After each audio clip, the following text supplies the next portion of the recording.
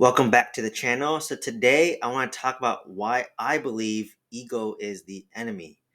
So there's a popular book that came out recently from Ryan Holiday called Ego is the Enemy. I read the book. I'm gonna put a link of the book down below for those who are interested in learning further. But this is what I took out of the book and kind of what I'm seeing and observing and experiencing myself. So the definition of ego is a person's sense of self-importance, and this varies per person, right? Some people have a sense of self importance by how much money they own, how many units they own, what their education is, where they went to school, what type of family they come from, how many followers they have, right? So every person has an ego in a sense, and it changes constantly, right? It changes and changes constantly.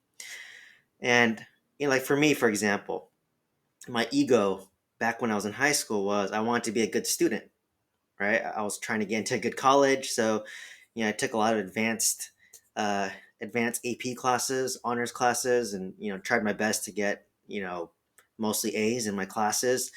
Tried my best to be well rounded in extracurriculars, just to make myself seem more competitive, to get into a good college, and would lead me to a graduate school and lead me to a job. So starting off, my ego, my sense of self-importance was heavily revolved around school, right? And this trend continued through college. I did pre-pharmacy and pharmacy school at the University of Pacific. Same thing. My whole sense of ego was based on me trying to become a pharmacist. And even after graduating pharmacy school, my whole ego sense of self-importance was me becoming a pharmacist. I wanted to work at a large, well-known academic institution, right? I wanted to be a pharmacist at one of the best medical centers in the region, in the Bay Area. So that was my ego, right? And then once I became a pharmacist, I wanted to move up the ranks. So I became a pharmacy director, which is where I currently am today. So that was my ego for the longest time. And honestly, that lasted until I was probably 27, 28, right? For some context, I became a pharmacist at 23. I became a pharmacy director at 27. And at 28, that's when my identity or my ego shifted a little bit. That's when I made my pivot into investing. So I made my ego, I made my identity all about real estate, all about investing, all about personal finance from 28 until now. And even now, my ego is changing once again. And what's kind of interesting is for ego, like it constantly changes based on what you perceive that you want at the time, right? So for most of my career, I just wanted to get, be smart, always be learning, always improving myself, and then, becoming a pharmacist. That was my ultimate goal, and I achieved it. And then once I became a pharmacist, I wanted to become, a pharmacist at, a big academic institution. Once I did that, I wanted to become a pharmacy director.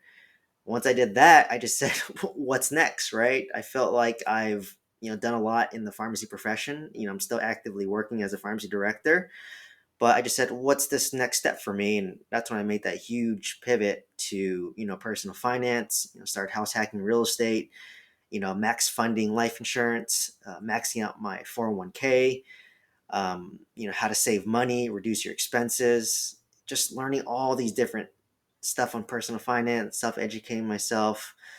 And, it's just kind of crazy to me how it changes constantly and constantly. Like what I thought was self important to me 5 years ago compared to today, it changes all the time.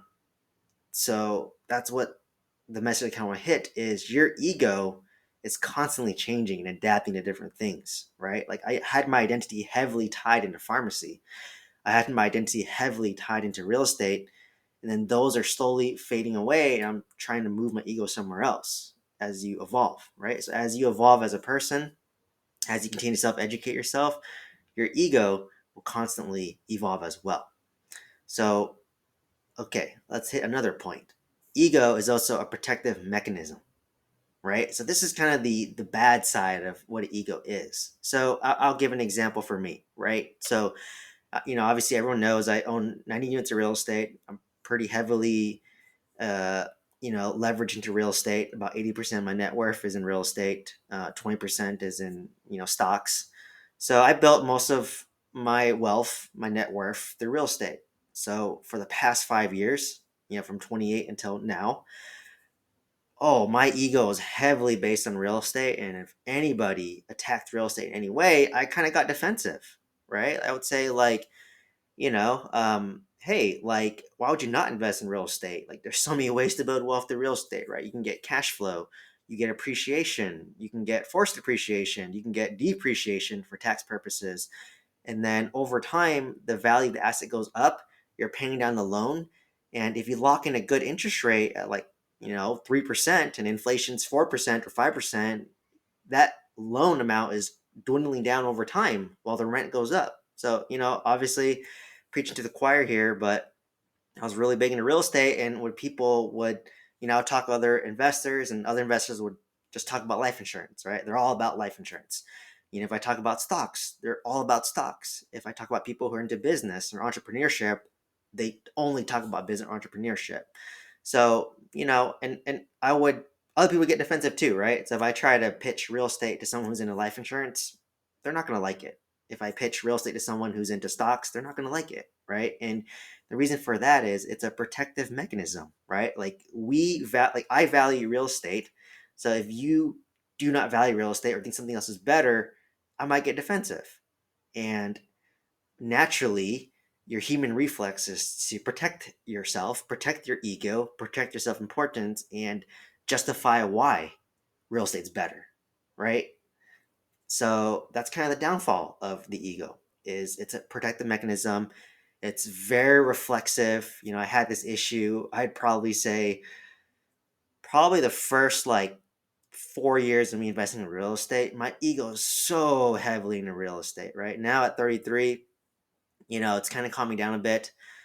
I realized as I built more wealth, at the end of the day, you kind of own a little bit of everything, right? Like I invest in real estate, I invest in life insurance, I invest in stocks, I invest in some businesses, trying to create a business. So at the end of the day, the true wealthy people, they have a little bit of everything, to be honest. But how you built that initial wealth, you just pick one that you like. I get it. Real estate's not for everybody, right? It requires certain stress tolerance. It requires you to be self-educated and to put in a lot of work.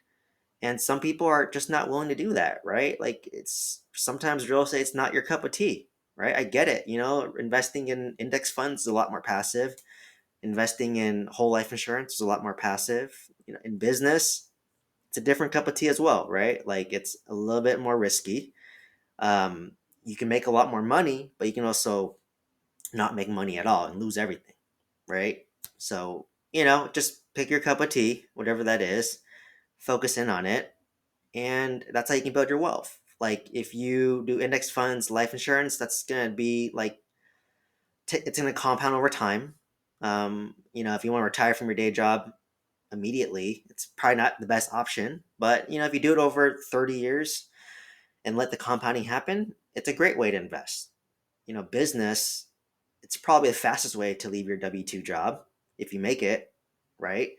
You have the potential to make an infinite amount of money depending on you, right? You can build a huge company, be worth a couple $1 billion.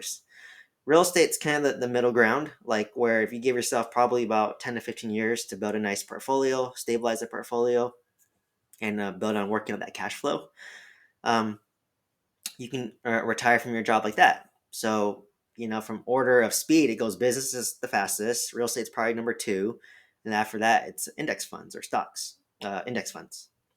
So, just depends what it is. So to me, I just say whatever you like, stick to it and just keep on doing it. And eventually it can help you retire from your day job, right? So, kind of back to my point, I kind of learned that, real estate's not for everyone, right? Like, for example, my girlfriend, she does not like the risk that is associated with real estate. It's not for her. She just likes to do index funds and 401k. That's fine, right? It's not for everyone. Not everyone has the stress tolerance for real estate. Not everyone has stress tolerance for business. So as I've kind of, built up my net worth and gotten a bit older, that's why I kind of realized that when I share about real estate and people are kind of attacking it, they're just protecting their own ego, and maybe that's just not their cup of tea. So, for that reason, I don't, push real estate down people's throats as much as I used to, at least in person. I do it quite a bit on this channel, um, but that's what I kind of learned recently.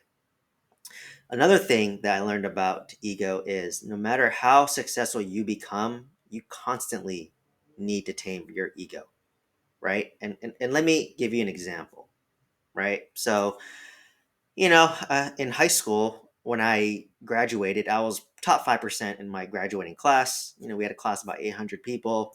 So I was top 5% of my graduating class, which is pretty good, right? So, hey, coming out, you start college and you're just like, hey, I'm great. I'm a great student at my high school. I should go to college, no problem, right? So I had an ego of, being a smart guy, an ego of getting good grades, and an ego of being able to study and learn stuff.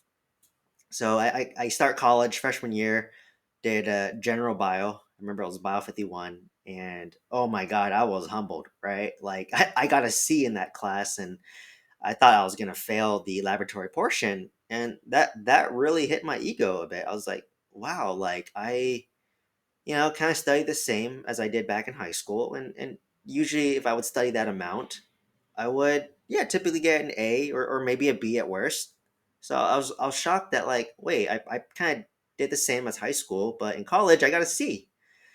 So, once again, it was kind of a shock to me that, okay, wow, like whatever worked for me in high school, like it may not be enough in college. Like you have to study more than what I was used to doing, right? It hits a little bit like, wow, I just would put in like maybe 2 hours, read it once or twice and be fine. But in college, I realized I'd probably have to read things maybe 3 to 4 times, and really study it and master it, to get the same grades. So, once again, I was humbled. And then, same thing, when I went from college to pharmacy school, first year of pharmacy school, same thing was hit as well. Like, wow, like this is way harder than it was for college. And, I built up an ego in college that I could do it. So, once again, I got humbled again. And then even becoming a pharmacist, after graduating pharmacy school, like once you start and, you're a first year, second year pharmacist, I always say it takes about 2 years to get comfortable as an inpatient clinical pharmacist in the hospital. When you first start, you're like, oh my God, I don't know anything, right? Like it takes you 2 years to get comfortable. And then after, 2 to 3 years, maybe 3 to 5 years on the job, you've probably seen about 80% of things. So you start to build the confidence. And then I became a pharmacy director. And once again, you know absolutely nothing and you have to do it again, right? And then once I went into like real estate investing, like despite having a doctorate degree, uh, like multiple years of education, highly educated, I know anything about real estate, right? My family wasn't teaching me about real estate. So, like as I leveled up, right, from high school to college to pharmacy school to pharmacist to pharmacy director to real estate investor, I constantly, I became more successful. My net worth went up, my knowledge went up, but my ego needed to be tamed at every single step, right? I always got humbled every time I took a new step into something new, right? So that's what I really learned. Like you just have to constantly tame your ego. Like no matter how much success, like, even me, like I'm currently worth around like $5 million. If I become worth 10 million, that's a new ego that needs to be tamed. 20 million, 50 million, whatever that looks like, it needs to be tamed, right? Or if I were to jump asset classes, right? Like when I went from single family homes in California to apartment complexes in Oklahoma, I need to tame my ego. When I went from apartment complexes to my mobile home park in Alabama, once again, my ego needed to be tamed. So, once again, each level of success, no matter how successful you become, you always need to be taming your ego. The next one is, and it kind of ties to the last one, is each level of success creates a bigger ego that must be tamed, right? Like this is hitting me right now. Like, hey, you think you're amazing, right? I bought 90 units of real estate in 5 years. That sounds impressive until you meet somebody who's been doing real estate for 20 to 30 years and they got maybe 1,000 units, right? Like you can't compete with that knowledge base. You can learn from it, and expedite your own journey. But at the end of the day, if they have 20 years of experience and they're doing it, I mean, there's no way. It's just like me competing with a pharmacy director who's been a pharmacy director for like 20, 30 years. They've just seen a lot more than me. They have a lot more wisdom than me. And, each level of success creates a big ego, and you must tame it. So, and I would say each level that I rise, I've been humbled every step of the way, right? Example, I was a pharmacist. I was good at my job when I was a regular pharmacist, and I became pharmacy director. And I realized that I learned absolutely nothing how to be a pharmacy director in pharmacy school, right? At the end of the day, there's a bunch of, rules and regulations, um, which can't be changed, right? It's very, it's not very black and white. It's very gray. So it requires interpretation, experience, and someone teaching you.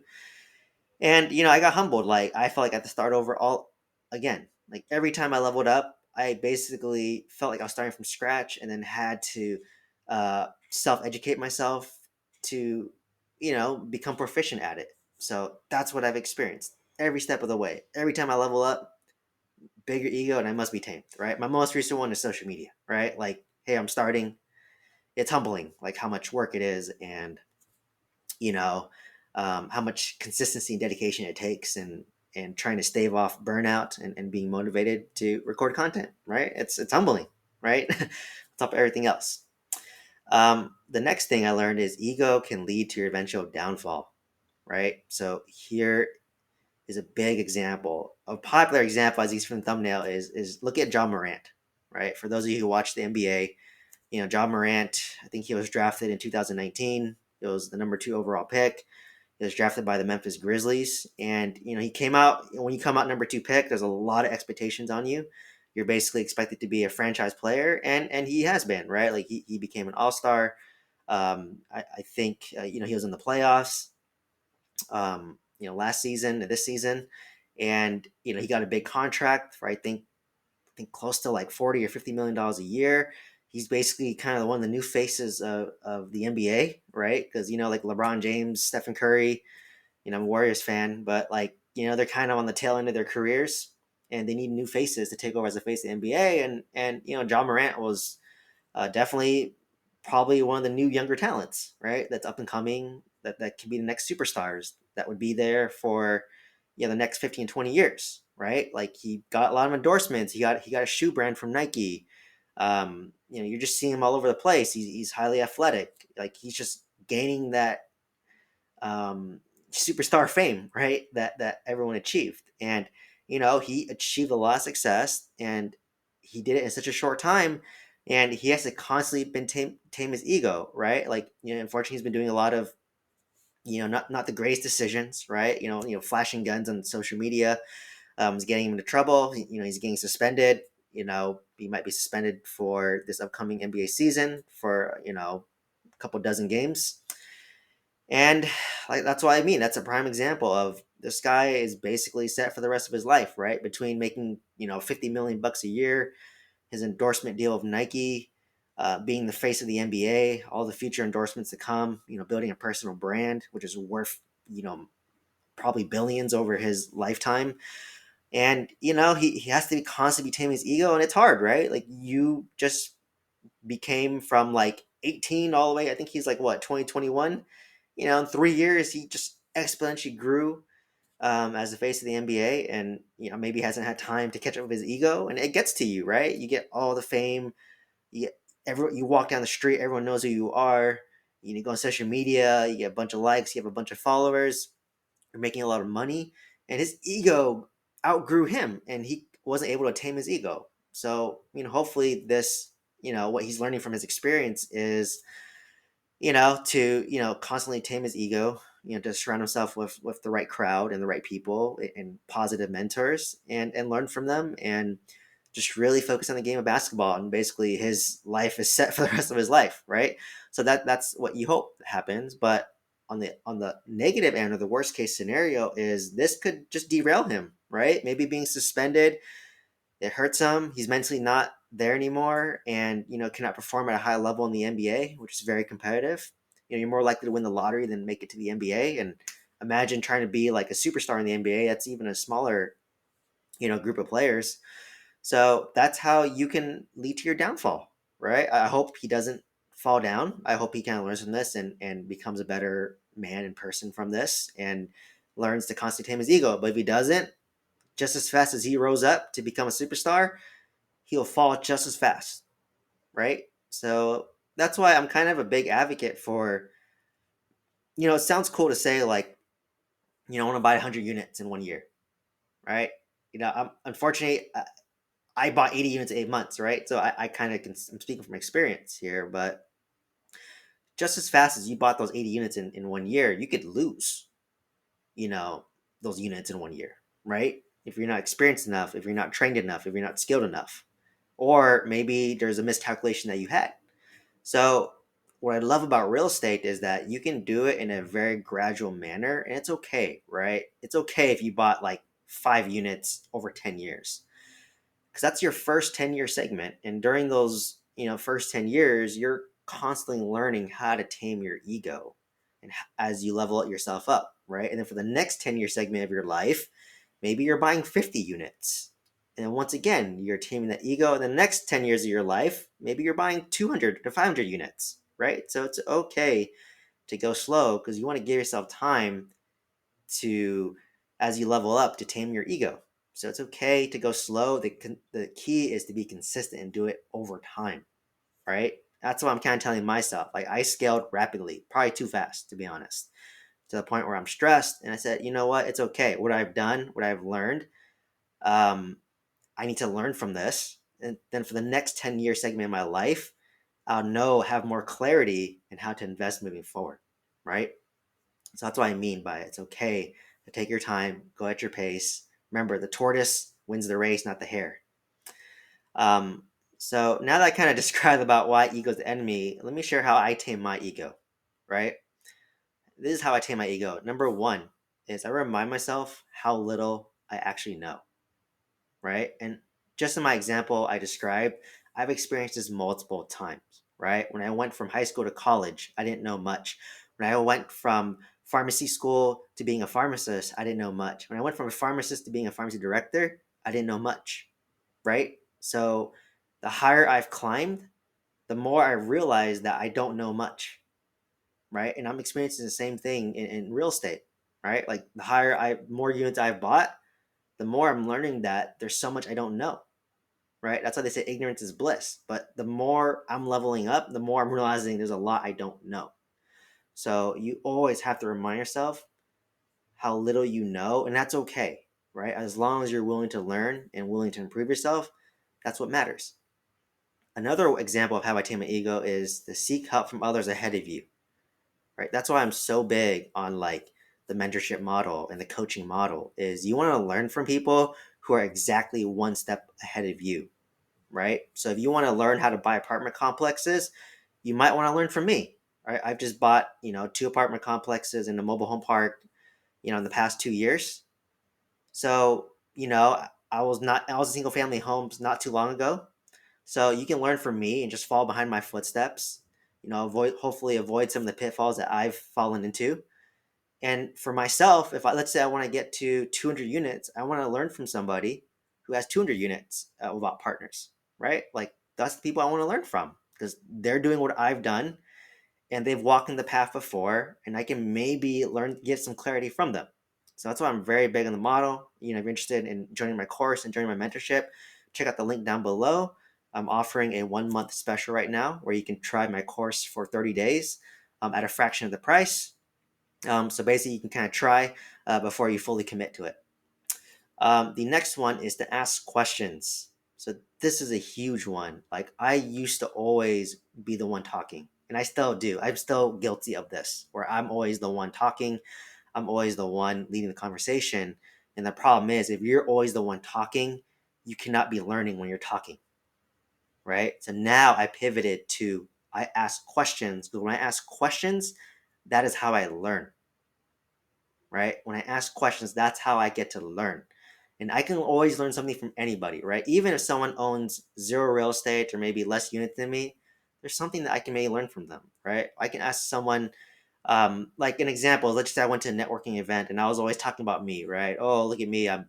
I own 90 units, I'm doing this, and this. If I'm always talking, I could literally be talking to a guy who's a billionaire. And if I gave no opportunity to talk, I would have missed out the opportunity of learning from a billionaire and his mindset. But if I ask him questions, him or her questions, I have the opportunity to learn about them. And if so be it, they are a billionaire, then wow, I just got a free mentoring session or coaching session, and I got to learn a lot, and I get to take that and apply it to my current real estate portfolio. So that's why it's key to just ask questions, right? The next one that I do, and this has helped me so much, and a lot of people struggle with this, but for me, is assume you're wrong until you prove yourself right. I do this a lot in my day-to-day job, right? Like a lot of people, especially, when you're at director level in a hospital, have very strong egos. They're never wrong. They never will admit that they're wrong. And even if they are wrong, they'll just say, oh, I misunderstood it. That's the type of personality that you get, right? When you're working with doctors, when you're working with other directors, when you're working with nurses, right? So for me, I always, even though I'm 95% sure I'm right, I will always say, you know what? Let me double check again and get back to you. Because if you just if let's just say I say something and they say no, you're wrong, I'll just say okay, well let me double check and get back to you. Versus if I just say no, you're wrong, I'm right. Number one, you're gonna embarrass them or make them feel embarrassed. Number two, they're gonna get defensive and not listen to you, right? Especially if you're doing it in a meeting. If I challenge them in a meeting in front of other people, they're gonna feel like I'm challenging them. They're gonna feel like they're being attacked. They're gonna feel like they're stupid, so they're gonna attack back at me as a defense mechanism, right? Versus if I just say, hey, you know what? Hey, let me look into this. Let me double check, my resources or the law or the regulation, wherever that is, and let me get back to you. And I'll send you an email. And then oftentimes, even if I end up being right, they'll just be, oh, hey, Stephen, thanks for looking into that, right? So I actually apply this a lot, like throughout my whole pharmacy career. And even, when I invest, right? Like I assume I'm wrong until I'm proven right. The next one is being willing to pivot, right? So, like to me, I'm always willing to try something out, right? Like for me, I bought apartment complexes, and then I realized I needed to pivot from single family to apartment complexes, and it worked out. And even from apartments, I pivoted to mobile home parks, and I thought it would work out too. But once I bought mobile home parks and realized that this is a lot more work than I would like to put in right now I'm pivoting to wanting to just flip my mobile home park and sell it, right? So in the beginning, I was steadfast on buy and hold real estate. But after going through this experience with my mobile home park and realizing that, I just don't have the time and the energy to manage it myself, I probably need a team. I'm pivoting to trying to sell it and pivoting to trying to find a team, right? So just be humble enough to know, hey, at the time I made this decision, this was the best decision I can think of at the time. I'm now going to pivot my decision and be okay with it, right? And you might have to pivot again, right? Maybe I hit the point where, I'm buying a bunch of apartment complexes and I just said, you know what, I'm tired. I don't want to actively be looking for deals anymore, actively managing my deals. And I'll pivot and just invest with syndicators. But if I have all this experience of investing in my own apartments, I know how to vet a good syndicator, right? Have they been through multiple real estate cycles? What's their track record of returning money? What's their track record of distributions to the limited partners? What's their track record of communication? What's their track record of repeat investors, right? So these are all things they need to consider. How do they underwrite? So, like what they underwrite and what actually happened, was that accurate? Was their performa actually accurate to what they anticipated? So these are all things that you might have to be willing to pivot for, right? Like I always thought I was just buy real estate myself, but I might hit a point where it's you know what, I don't want to be putting as much energy. I want to be a little more passive, just enjoy my life. At that point, I just invest in syndications or just do index funds, right? So it's okay to pivot. So, overall, thanks for listening to my rant about why ego is the enemy. Once again, as a quick summary, the definition of ego is a person's sense of self-importance. Ego is a protective mechanism, which can work in a very negative way, especially when you feel like someone's attacking your ego and they're attacking your self-importance. No matter how successful you become, you constantly need to tame your ego. Every time that you level up in success, it creates a bigger ego that must be tamed. And ego can lead to your eventual downfall. I use John Morant as an example. And I just went over how I tame my ego, right? Once again, remind yourself how little you know, seek help from others ahead of you, ask questions, always be the one asking questions, and assume that you are wrong until proven right, and then be willing to pivot. So hopefully this video you found valuable. If so, please like, comment, subscribe, and I hope to see you in the next one. Thank you so much.